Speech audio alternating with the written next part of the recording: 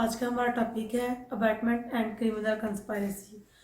आपको क्वेश्चन पूछा जा सकता है define abetment and what is the difference between abetment and criminal conspiracy, या फिर आपको कह सकते हैं कि write the essentials of abetment and the essentials of criminal conspiracy.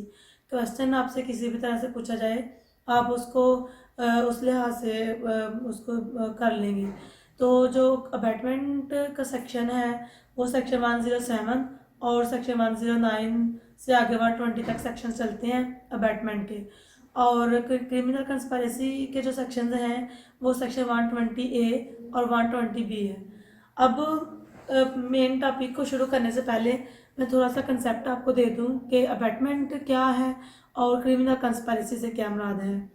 Abatement का मतलब ये है कि जब हम किसी बंदे को कोई काम करने पे उकसाते हैं, हम उसको ये मजबूर करते हैं कोई काम करने पे, या हम उसके लिए हालात वाक़यात ही ऐसे पैदा कर देते हैं कि जिससे हम मजबूर करते हैं किसी दूसरे बंदे को कोई ऑफेंस कमिट करने के लिए, तो ये अबैटमेंट कहलाता है। और अगर बात की जाए क्रिमिनल कंस्पायरेसी की, तो क्रिमिनल कंस्पायरेसी का मतलब है साजिश मुजरमाना, कि एक ऐसी साजिश मिलके की जाती है जिस साजिश के तहत हमारा जो पर्पज़ है वो ये होता है कि हमने कोई ऑफेंस कमिट करना है, कोई इलीगल एक्ट करना है। तो अबैटमेंट और क्रिमिनल कंस्पायरेसी में जो बेसिक डिफरेंस है वो यही है कि अबैटमेंट का मतलब है उकसाना किसी को कोई काम करने के लिए, या उसको कह देना कि तुम ये काम कर दो।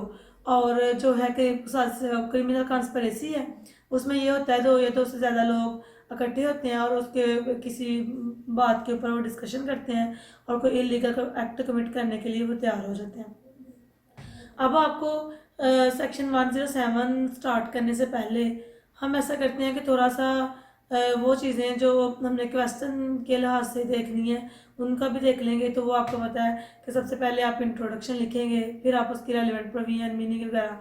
तो चलिए उनको शुरू करने से पहले हम ऐसा करते हैं कि पहले हम सेक्शंस को ओवरऑल देख लेते हैं कि अबैटमेंट का जो सेक्शन है 107 उसमें क्या बताया गया है, और क्रिमिनल कंस्पायरेसी का जो सेक्शन है 120A उसमें क्या बताया गया है। इन दोनों सेक्शंस को अलग-अलग पढ़ने के बाद फिर हम देख लेते हैं कि हमने इनका क्वेश्चन कैसे तैयार करना है। तो पहले हमारा सेक्शन 107 है abetment of a thing. Abatement का मतलब पहले मैंने आपको बताया, इसका मतलब यह है उकसाना किसी कोई काम करने के लिए। तो section 107 says that a person abets the doing of a thing who first instigate any person to do that thing. मतलब ये अबैटमेंट का मतलब ये है कि ए पर्सन अबैट्स एक ऐसा शख्स जो अबैट करता है, जो रहनुमाई करता है, जो मदद करता है, जो उकसाता है किसी बंदे को कोई काम करने के लिए। हु फर्स्ट है इसका essential, instigate any person to do that thing. उकसाता, इंस्टिगेट का मतलब भी होता है उकसाना।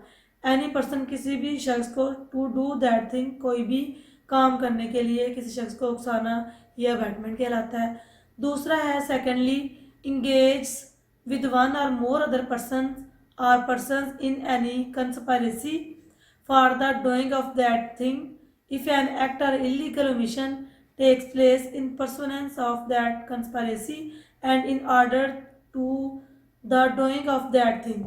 सेकेंडली क्या है, इंगेज होना। इंगेज का मतलब होता है किसी के साथ शामिल होना, मिलना कोई काम करने के लिए।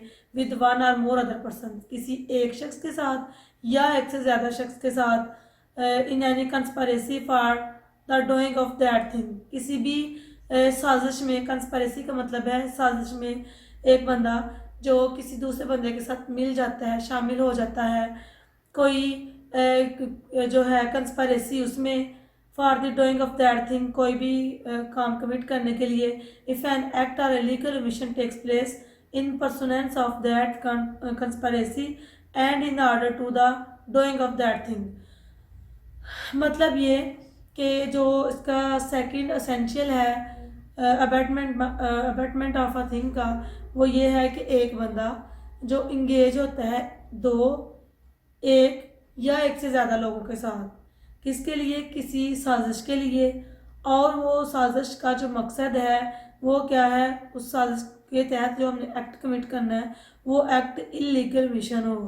इलीगल एक्ट हो और वो एक्ट डन किया जाए उस कंस्पायरेसी की सूरत में, यानी कि जिस जिस चीज़ के लिए एक दूसरे को उकसाया जा रहा है, वो जो उस उकसाने की वजह से जो एक्ट कमिट किया जाए, वो जो साजिश हमारे दरमियान हुई हो, उस साजिश के तहत वो एक्ट कमिट होगा, तो वो एक्ट क्या कहलाएगा? अबैटमेंट कहलाएगा। थर्डली है इंटेंशनली एड, के इरादतन किसी की मदद करना, by any act or illegal omission the doing of that thing. Third जो एसेंशियल है अबैटमेंट का, वो ये है कि नियत करके नियतन किसी बंदे की मदद करना कोई इलीगल एक्ट कमिट करने के लिए, ये कहलाएगा अबैटमेंट। तो अभी तक हमने सेक्शन 107 में जो चीज़ें पढ़ी वो 3 चीज़ें थी, 3 इसके एसेंशियल हैं। पहले तो आप स्टार्ट इसका करेंगे कि एक शख्स को कहा जाएगा कि उसने अबैट किया है इन हालात के तहत, इन ग्राउंड्स के तहत। जो पहली ग्राउंड है वो ये है कि इंस्टिगेट एनी पर्सन, किसी भी शख्स को इंस्टिगेट करना, उसको उकसाना कोई भी इलीगल एक्ट कमिट करने के लिए। दूसरा जो इसका एसेंशियल है वो ये है कि engage with one or more person for the commission of any illegal act, एक बंदे के साथ या एक से ज़्यादा बंदों के साथ मुंसलिक होना किसी साजिश के तहत और कोई इलीगल एक्ट कमिट करने के लिए, ये भी अबैटमेंट कहलाता है। फिर तीसरा इसका एसेंशियल हमने ये पढ़ा कि इंटेंशनली एड करना, इरादतन किसी बंदे की मदद करना कोई इलीगल एक्ट कमिट करने के लिए, तो ये इसके असेंशियल्स हैं अबैटमेंट ऑफ अ थिंग के। फिर उसके बाद इसकी कुछ एक्सप्लेनेशंस हैं। एक्सप्लेनेशन नंबर 1 है सेक्शन 107 की, कि a person who by wilful misrepresentation or by wilful concealment of a material fact which he is bound to disclose voluntarily causes or procures, attempt to cause or procures a thing to be done is said to instigate the doing of that thing। कहता है कि एक ऐसा बंदा जो wilful misrepresentation करता है, जो जानते हुए, जिसको तमाम हालातों वाक़यात का इल्म है, तो उन सारे हालात को जानने के बावजूद वो मिसरिप्रेजेंटेशन करता है, किसी बंदे को के साथ गलत बयानी करके तो उससे कोई काम कमिट करवा देता है, कोई एक्ट कमिट करवा देता है। और या इसके अलावा कोई ऐसी चीज़ें जिनका वो पाबंद था कि उनको डिस्क्लोज करे, कि उनको एक्सप्रेस करे किसी दूसरे बंदे पे, लेकिन उसने जानते बूझते वो चीज़ें एक्सप्रेस नहीं की, उससे उन हक़ाइक़ को छुपाया है, तो कहा जाएगा कि उस बंदे ने भी अबैटमेंट की है। पहली एक्सप्लेनेशन इसकी क्या होगी? इसका ये एक एसेंशियल भी बन सकता है कि एक ऐसी चीज़ जिसके लिए कोई बंदा विलफुल मिसरिप्रेजेंटेशन करता है, या फिर वो क्या करता है कि वो बाउंड था उन चीज़ों को, उन हालातों वाक़यात को एक्सप्रेस करने का किसी दूसरे बंदे पर, लेकिन उसने उनको एक्सप्रेस नहीं किया, तो इसका मतलब ये है कि उसने भी अबैटमेंट की है। फिर इसकी दूसरी जो एक्सप्लेनेशन है, बल्कि इस एक्सप्लेनेशन से पहले हम इसकी एक एग्जांपल देख लेते हैं एक्सप्लेनेशन नंबर 1 की। वो है कि A public servant officer is authorized by a warrant from a court of justice to apprehend Z, B, knowing that fact and also that C is not Z, willfully represent to A that C is Z, and thereby intentionally causes A to apprehend C. Here B abets by instigates the apprehension of C। यहाँ पे क्या कि एक बंदा है, वो public servant है, उसको उन्होंने कहा कि ए जो है वो पब्लिक सर्वेंट है, उसको कोर्ट ऑफ जस्टिस ने परमिशन दी है, उसको वारंट दिए हैं कि तुमने ना जी को पकड़ के लाना है। बी जो है वो तमाम फैक्ट्स को जानता है, और वो and also that C is not G. एक बंदा है जी है, जिसको कोर्ट ऑफ लॉ ने ऑर्डर किया है ए को पकड़ के लाने का, तो फिर उसके बाद बी बंदा है वो जानता है कि जी कौन है।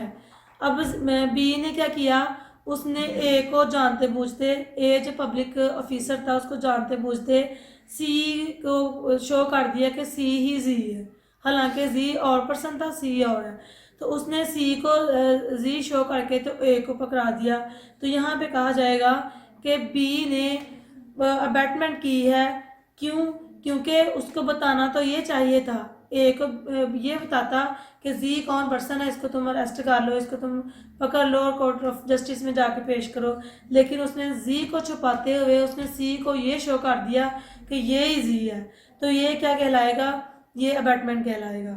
उसके बाद एक्सप्लेनेशन नंबर 2 है कि whoever either prior to or at the time of the commission of an act does anything in order to facilitate the commission of that act and thereby facilitate the commission thereof is said to aid the doing of that thing। अब explanation number 2 का मतलब ये है कि जिसमें कोई बंदा जानते बूझते किसी दूसरे बंदे को फैसिलिटेट कर रहा हो, उसको कोई सहूलत दे रहा हो कोई इलीगल एक्ट कमिट करने के लिए, तो ये भी कहलाएगा, ये भी अबैटमेंट के जुमरे में आएगा। अब फिर हम ओवरऑल सेक्शन 107 को फिर देख लेते हैं हम कि इसमें पहले तो हमने पढ़ा कि इसके 3 एसेंशियल हैं। इसके सेक्शन 107 के पहला एसेंशियल ये है इसका कि इंस्टिगेट करना, to instigate any person for doing of any illegal act. Second हमने इसका एसेंशियल ये पढ़ा कि engage with 1 or more persons in any conspiracy for the commission of any illegal act। And number 3 पे हमने ये पढ़ा इंटेंशनली एड करना किसी पर्सन की कोई भी इलीगल एक्ट कमिट करने के लिए। ये इसके 3 एसेंशियल हमने पढ़े। उसके बाद हमने इसकी 2 एक्सप्लेनेशंस पढ़ी। पहली एक्सप्लेनेशन में हमने ये पढ़ा कि एक बंदा जो पाबंद था किसी को तमाम जो फैक्ट्स हैं उनको डिस्क्लोज करने का, उसने डिस्क्लोज नहीं किया या फिर उसने विलफुली मिसरिप्रेजेंटेशन की हो, तो वो भी अबैटमेंट के ज़ुमरे में आएगा। फिर दूसरी हमने इसकी एक्सप्लेनेशन पढ़ी कि जो बंदा इरादतन जानते हुए कि किसी दूसरे बंदे का वो एक्ट जो है बन जाएगा, ऑफेंस बन जाएगा, तो वो उसकी इंटेंशनली एड करे, उसको फैसिलिटेट करे वो एक्ट कमिट करने के लिए, तो वो भी अबैटमेंट कहलाएगा। अब इसके बाद सेक्शन 108 आता है, सेक्शन 107 के बाद, तो उसमें अबैटर की डेफिनेशन बताई गई है कि ऊपर जो हमने 3 इसके सेक्शन 107 के तहत एसेंशियल पढ़े 1 by 1, उन एसेंशियल्स के तहत जो हम अबैटमेंट बार बार लफ्ज़ बोल रहे थे, तो अबैटमेंट करता कौन है? जो अबैटमेंट करता है वो अबैटर कहलाता है। तो अबैटर की डेफिनेशन सेक्शन 108 में दी गई है, जो हम पढ़ लेते हैं। Section 108 says that a person abets an offence who abets either the commission of an offence or the commission of an act which would be an offence if committed by a person capable by law of committing an offence with the same intention or knowledge as that of that abettor। Simply इसका मतलब ये है कि अबैटर कौन कहलाएगा? एक ऐसा शख्स जो अबैट करता है, जो ऊपर हमने सेक्शन 107 में 3 ग्राउंड्स अभी डिस्कस की, उनके तहत कहते हैं कि एक ऐसा शख्स जो अबैट करता है किसी ऑफेंस के लिए, who abets either the commission of an offence, या तो वो अबैटमेंट करता है किसी कमीशन ऑफ एन ऑफेंस के लिए, या फिर or the commission of an act which would be an offence, या किसी ऐसे एक्ट के कमीशन के लिए अबैट करता है जो उसका एक्ट ऑफेंस बन जाएगा, या फिर if committed by a person capable by law of committing an offense with the same intention or knowledge as that of the abettor. अब अगर वो बंदा जिसने अबैट किया है किसी दूसरे बंदे को कोई ऑफेंस कमिट करने के लिए या कोई ऐसा एक्ट कमिट करने के लिए जो बाद में ऑफेंस बन जाता है, तो उस अबैट करने की वजह से अगर कोई बंदा कोई एक्ट कमिट कर देता है या कोई ऑफेंस कमिट कर देता है, तो उसको कहा जाएगा कि उसने जो उसको अबैटर ने उकसाया था जो काम करने के लिए, उसने उसके तहत वो एक्ट कमिट किया है, और जो बंदा अबैट कर रहा होगा वो उसको सिंपली हम कहेंगे वो अबैटर कहलाता है। अब इसकी भी 2 एक्सप्लेनेशंस हैं, इसकी बल्कि 4, 5, 6 एक्सप्लेनेशंस हैं इसकी, 5 सेक्शन 108 की, इनको भी हम 1 by 1 देख लेते हैं। पहली इसकी एक्सप्लेनेशन है कि the abetment of the illegal omission of an act may amount to an offence although the abettor may not himself be bound to do that act। अब पहली एक्सप्लेनेशन ये क्लियर करती है कि आगे जाके हम कुछ ऐसे ऑफेंसेस पढ़ेंगे जिनमें हम देखेंगे कि जो एक्ट कमिट करता है, जो जब ऑफेंस कमिट होता है, तो वहाँ पे उस बंदे का मौजूद होना ज़रूरी होता है, या उसके उसका एक्ट होना ज़रूरी है। लेकिन जो सेक्शन 108 की एक्सप्लेनेशन नंबर 1 है वो हमें अबैटमेंट के ऑफेंस के लिए ये क्लियर कर देती है, the abetment of an illegal omission of an act may amount to an offense although the abettor may not himself be bound to do that act. कहते हैं कि यहाँ पे अबैटर जो है चाहे वो खुद एक्ट कमिट नहीं करता, लेकिन उसके अबैट करने की वजह से कोई दूसरा बंदा कोई एक्ट कमिट कर देता है तो उसको कहा जाएगा कि वो भी उस ऑफेंस में शामिल है, वो भी उस एक्ट में शामिल है। इसकी हम एक एग्जांपल ले लेते हैं कि अगर कहीं पे किसी भी प्लेस पे कोई लड़ाई झगड़ा हो जाता है तो वहाँ पे मुख्तलिफ लोग आपस में एक दूसरे के साथ झगड़ रहे हैं। एक बंदा जो ये कहता है कि वो ललकारा मार देता है कि फलां बंदे को पकड़ लो और उसको छोड़ना नहीं है, उसको जान से मार दो। तो चाहे वो जाके खुद ना भी उसको मारे, लेकिन वो दूसरों को कहता है कि तुम जाओ और उसको मार दो जान से, उसको मतलब ललकारा लगा देता है इस बात के लिए। तो कहा जा सकता है कि उसने अबैटमेंट की है उस बंदे ने, तो वो भी उसमें शामिल होगा। इसमें इस सेक्शन के तहत वो भी उसका उस एक्ट का जिम्मेदार है जो उसने किया, चाहे खुद नहीं है, किसी से ही करवाया है, लेकिन उसके ललकारने की वजह से उस बंदे ने अगर कोई एक्ट कमिट कर दिया है तो ये कहा जाएगा कि उसने अबैटमेंट की है। अब दूसरी एक्सप्लेनेशन नंबर 2 है इसकी कि to constitute the offense of abetment it is not necessary that the act abetted should be committed or that the effect requisite to constitute offense should be caused. कहते हैं कि टू कॉन्स्टिट्यूट द ऑफेंस, जो abetment का offense है इसको constitute करने के लिए, इस ऑफेंस को बनाने के लिए it is not necessary that the act abetted should be committed, कि जिस एक्ट के लिए उसको अबैट किया गया है, जिस एक्ट के लिए उसको उकसाया गया है, ज़रूरी नहीं है कि वह एक्ट भी कमिट भी हो जाए। और that the effect requisite to constitute the offence should be caused, बल्कि ये है। इसकी एग्जांपल हम ये ले लेते हैं कि जैसे ए और बी सी 3 बंदे थे, डी भी उनके साथ था, बी सी जो थे वो डी के साथ उनका झगड़ा हो गया, ए भी अब बी और सी के साथ है।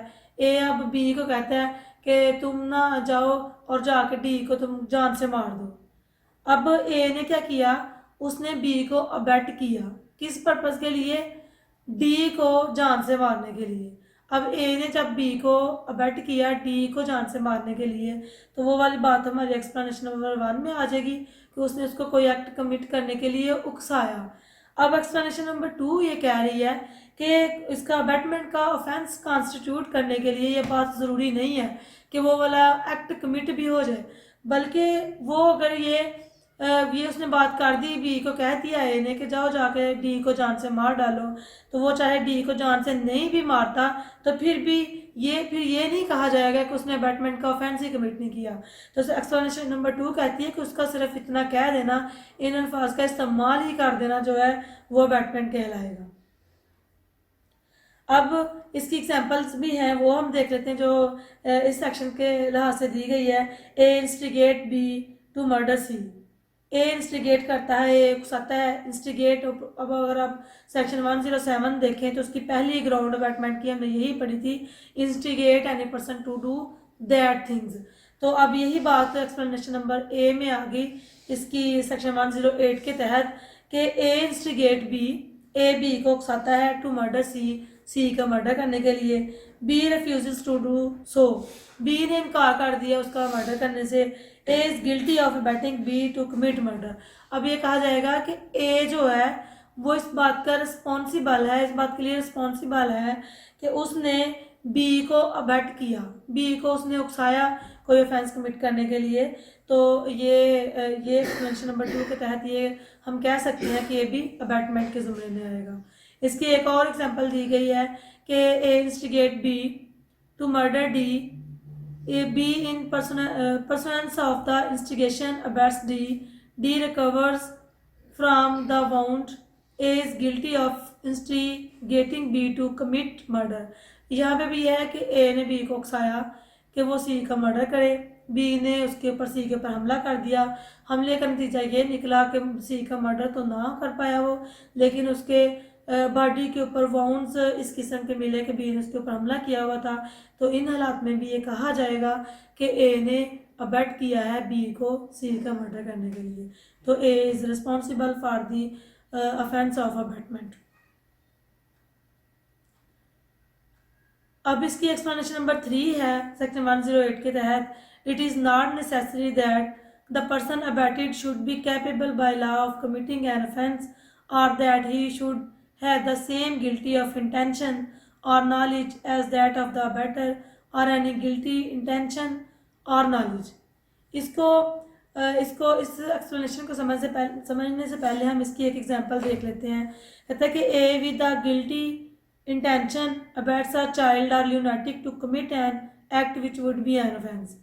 कहता है कि एक बंदा है जिसने क्या किया, एक चाइल्ड को या एक ल्यूनाटिक पर्सन से मुराद ये है कि जो पागल है, जो इन मतलब आमलात में वो जो उसका मेच्योरिटी लेवल है वो उस काबिल नहीं है कि चीज़ों को समझता हो, मतलब उसकी सेंसेस काम नहीं कर रही, पागल कह लें उसको।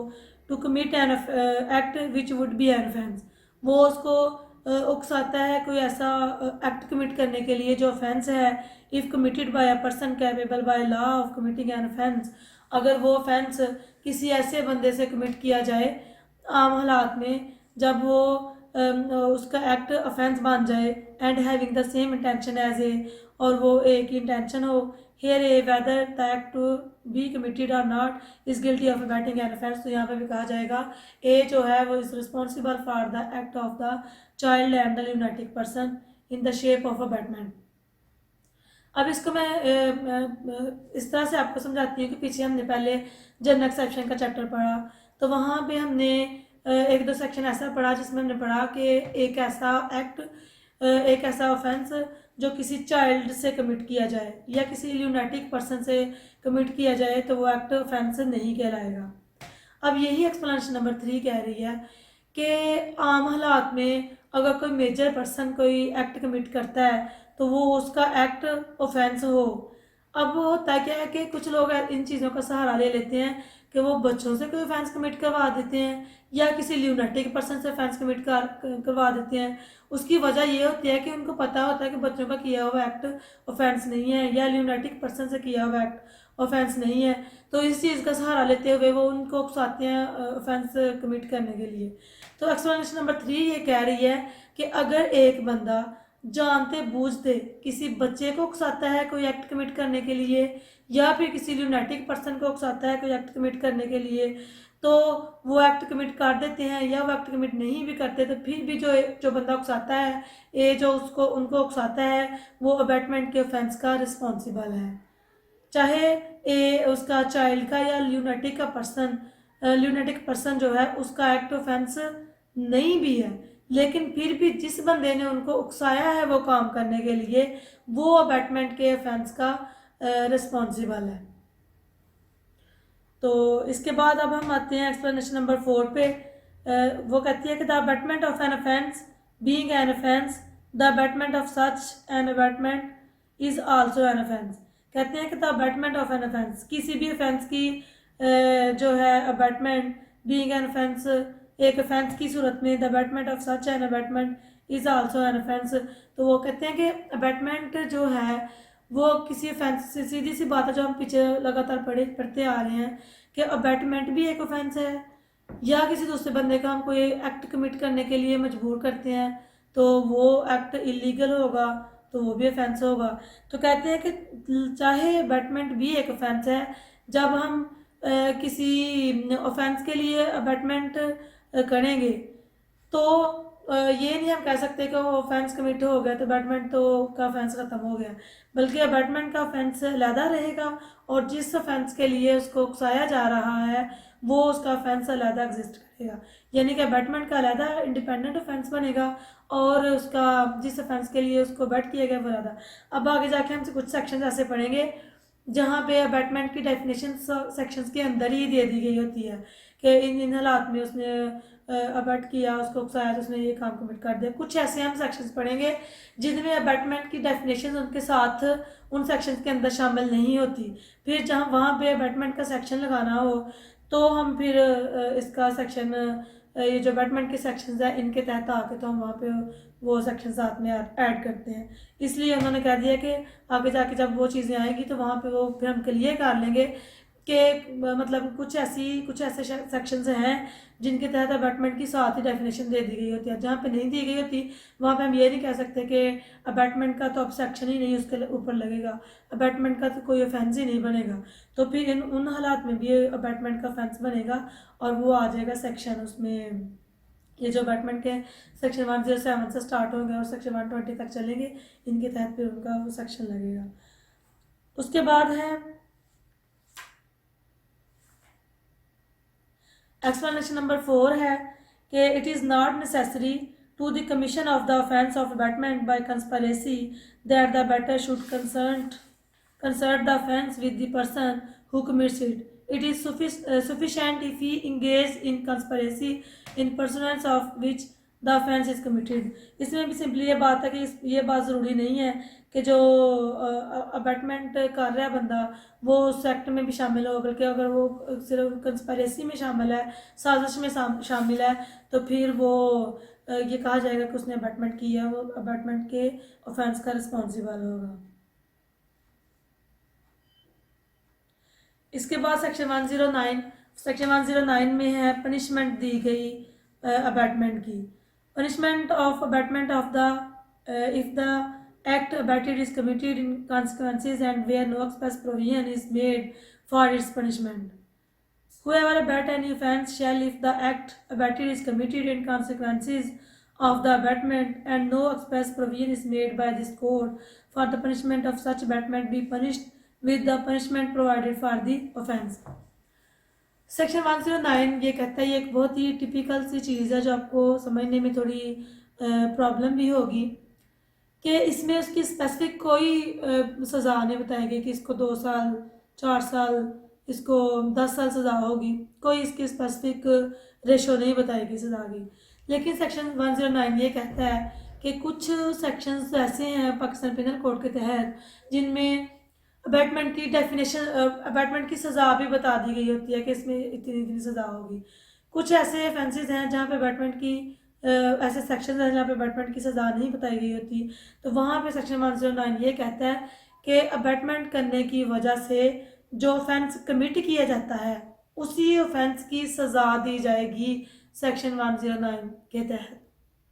फिर एक दफ़ा मैं क्लियर कर दूँ कि अगर किसी सेक्शन में अबैटमेंट की सज़ा ना बताई गई हो तो फिर उसकी सज़ा कितनी होगी, फिर हम ये इस चीज़ का अंदाज़ा लगाएंगे कि जिस किसी इलीगल एक्ट के लिए अबैटमेंट की गई है, जिस ऑफेंस के लिए कोई अबैटमेंट की गई है, उस ऑफेंस के मुताबिक उसको अबैटर को पनिशमेंट दी जाएगी।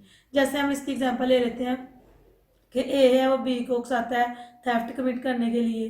अब थेफ्ट की अगर इंडिपेंडेंट थेफ्ट में अबैटमेंट की अगर इंडिपेंडेंटली कोई पनिशमेंट नहीं है तो उसको जो थेफ्ट में पनिशमेंट दी जाती है वही अबैटर को उसकी पनिशमेंट।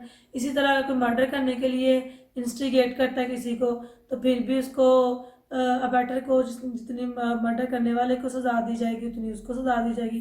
तो इस तरह से सेक्शन 109 पर यही क्लियर करता है कुछ सेक्शंस में ना बताया गया हो उसकी सज़ा के मुतालिक, तो फिर जो एक्ट कमिट किया जाएगा उस एक्ट के लिहाज से ही उसको पनिश किया जाएगा।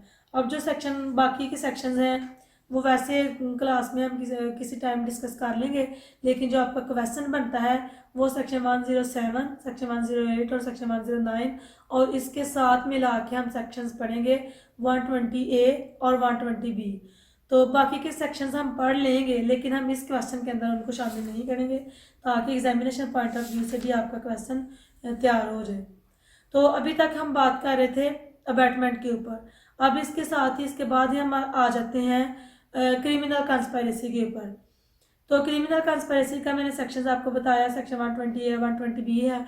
इसके साथ ही फिर मैं एक दफ़ा आपको थोड़ा सा गाइड कर दूं कि बेयर एक्ट आपके सामने हो जब आप लेक्चर सुन रहे हो, तो जहाँ पे आप सेक्शन 107 स्टार्ट करेंगे तो उसके साथ आप लिख लेंगे सेक्शन 120A 120B, और जब आप सेक्शन 120A और 120B पढ़ेंगे तो इनके साथ ही आप एक छोटा सा प्लस का निशान डाल के तो वहाँ पे सेक्शन 107 108 109 लिख लेंगे ताकि फिर आपको पता चल जाए जब भी आप अपनी बुक खोलें कि इन सेक्शंस के ऊपर ये मेरा क्वेश्चन बन रहा है। तो अब हम सेक्शन 120A को देख लेते हैं, क्रिमिनल कंस्पिरेसी का क्या मतलब है। तो इसकी डेफिनेशन ऑफ क्रिमिनल कंस्पिरेसी है सेक्शन 120A के तहत, when 2 or more persons agree to do or cause to be done. Section 120A ये कहता है कि जब 2 या फिर 2 से ज़्यादा लोग इस बात के लिए मुत्फिक हो जाते हैं कोई भी एक्ट कमिट करने के लिए, वो एक्ट क्या हो, नंबर 1 एन इलीगल एक्ट, किसी इलीगल एक्ट के लिए वो एग्री हो जाते हैं उसको कमिट करने के लिए। सेकंड है इसका an act which is not illegal, by illegal means such an agreement is designated a criminal conspiracy.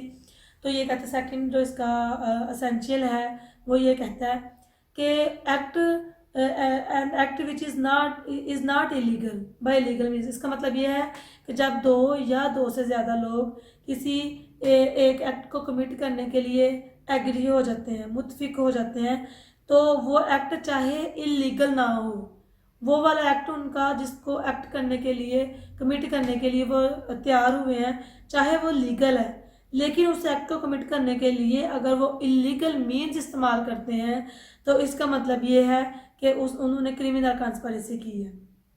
अब जब आप इसके एसेंशियल्स लिखेंगे तो पहले आप इसमें लिख लेंगे, इसका फर्स्ट एसेंशियल लिख लेंगे कि 2 or more persons, सेकंड इसका एसेंशियल्स लिख लेंगे to do agree on one thing, फिर आप इसमें थर्ड इसका लिख लेंगे to do agree for the commission of an illegal act.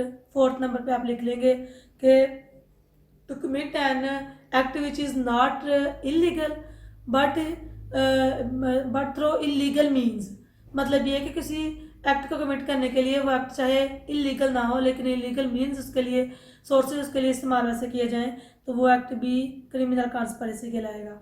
इसकी एक उन्होंने प्रोवाइजो दी है कि provided that no agreement except an agreement to commit an offence shall amount to a criminal conspiracy unless such an act beside the agreement is done by one or more parties to such agreement is pursuance thereof। ये कहते हैं कि जिस मकसद के लिए conspiracy की है 2 या 2 से ज़्यादा लोगों ने, जब तक वो एक्ट कमिट नहीं हो जाएगा तब तक क्रिमिनल कंस्पिरेसी का ऑफेंस कॉन्स्टिट्यूट नहीं होगा। बस ये अगर 2 या 2 से ज़्यादा लोग बैठ के तो कोई कंस्पिरेसी कर लेते हैं किसी एक्ट को कमिट करने के लिए, तो वो एक्ट वो कमिट नहीं करते तो फिर वो कोई कंस्पिरेसी के ऑफेंस नहीं कॉन्स्टिट्यूट होगा, और अगर उस कंस्पिरेसी की वजह से वो एक्ट कोई कमिट कर देते हैं तो फिर वो उसके लिए लायबल होंगे। इसके लिए इसकी एक्सप्लेनेशन है कि it is immaterial whether the illegal act is the ultimate object of such agreement or is merely incident to that object।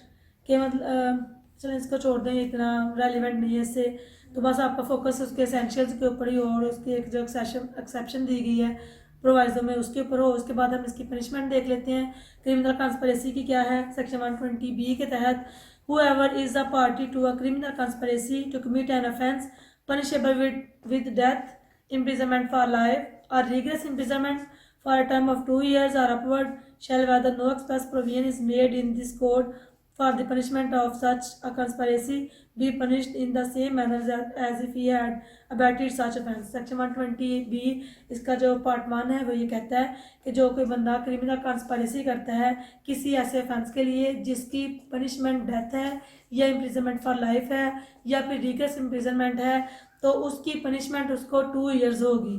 या फिर अगर कुछ ऐसे हालात वाक़ कुछ ऐसे सेक्शन जिनमें क्रिमिनल कंस्पिरेसी की पनिशमेंट स्पेसिफिकली नहीं बताई गई होगी तो वहाँ पे एंड पे कहता है कि B punished in the same manner as if he had abetted such offense. फिर उसको उस लिहाज से पनिशमेंट दी जाएगी कि जिसमें जैसे उसने उस ऑफेंस के लिए अबैट किया उसको, तो अबैटमेंट के लिहाज से ही उसको पनिशमेंट दी जाएगी। जो इसका सेकंड पार्ट है सेक्शन 120B का, वो कहता है who is a party to a criminal conspiracy other than a criminal conspiracy to commit an offence punishable as aforesaid shall be punished with imprisonment of other description for a term not exceeding 6 months or with fine or with both। कहते हैं कि जो कोई भी party है जो कोई भी शामिल है क्रिमिनल कंस्पिरेसी में तो उसको पनिशमेंट दी जाएगी 6 month, फाइन भी हो सकता है उसको और या फिर पनिशमेंट भी होगी, उसको इम्प्रिजनमेंट भी होगी और उसको फाइन की भी पनिशमेंट होगी। अब ये हमने सेक्शन 120A 120B को भी पढ़ लिया। इससे अब हम फटाफट एंड पे देख लेते हैं इसकी हेडिंग्स आप कैसे बनाएंगे। सबसे पहले आप इंट्रोडक्शन लिखेंगे, इंट्रोडक्शन में आप थोड़ा सा वाला अबैटमेंट का और थोड़ा सा क्रिमिनल कंस्पिरेसी का दे देंगे। उसके बाद आप सेक्शन रेलिवेंट प्रोविजन की हेडिंग देंगे, रेलिवेंट प्रोविजन में आप सेक्शन 107 से लेके 120 तक लिख लेंगे इज रिलेटेड टू अबैटमेंट, और सेक्शन 120A और 120B is related to criminal conspiracy लिख लेंगे। उसके बाद आप लिख लेंगे कि अबैटमेंट की डेफिनेशन लिखेंगे, फिर आप अबैटमेंट लिख लेंगे अंडर सेक्शन 107, फिर उसके एसेंशियल्स आप सारे 1 बाय 1 लिखेंगे, फिर उनको एक्सप्लेन कर देंगे। उसके बाद आप फिर पनिशमेंट ऑफ अबैटमेंट लिख देंगे, फिर उसके बाद आप क्रिमिनल कंस्पिरेसी का सेक्शन की हेडिंग दे देंगे, इसके एसेंशियल्स लिखेंगे, इसकी पनिशमेंट कर देंगे एंड पे।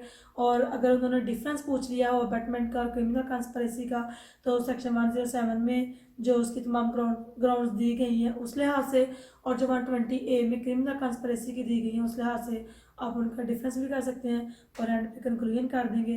तो इस तरह से ये आपका एक क्वेश्चन तैयार हो जाएगा, और मैं उम्मीद करती हूँ कि आपको इसकी अच्छे से समझ आ चुकी होगी। इसके साथ ही मैं इजाज़त चाहती हूँ। अल्लाह हाफिज़।